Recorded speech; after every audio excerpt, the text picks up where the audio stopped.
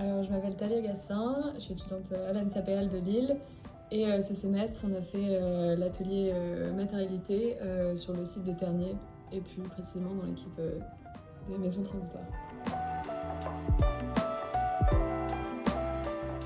Alors, les intérêts étaient donc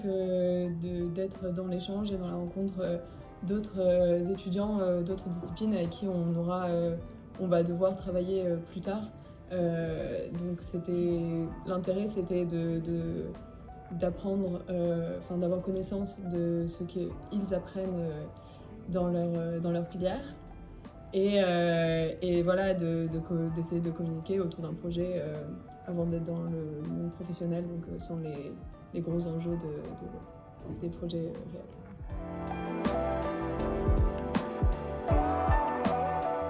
Alors, donc dans l'idée, c'était très bien d'avoir eu des échanges et de comprendre dans quel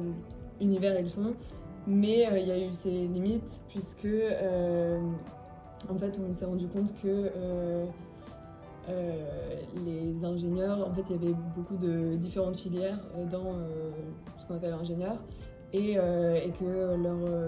leurs études étaient assez générales et donc parfois leurs connaissances ne pouvaient pas nous apporter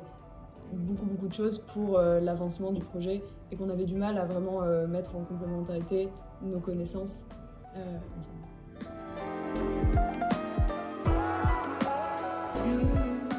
Au sein du groupe, on a réfléchi donc, à la massification dans le temps et donc effectivement comme mes collègues précédents on dit c'est évidemment que ça ne se résout pas seulement à un aspect technique, mais comment vont vivre les futures générations, comment ils vont utiliser ces espaces, et donc comment l'architecture ne se limite pas à un objet, à une forme, mais qu'on peut pousser ça à une idée, une idéologie de comment on va donner habiter pour les futures générations. Et donc c'était intéressant dans ce projet de pas produire quelque chose de fini, de réalisé et ensuite c'est laisser tomber pour des années, mais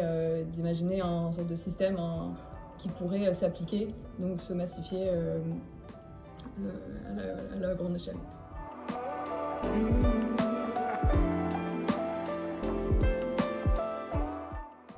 Oui, complètement. Donc on a commencé la première partie du projet par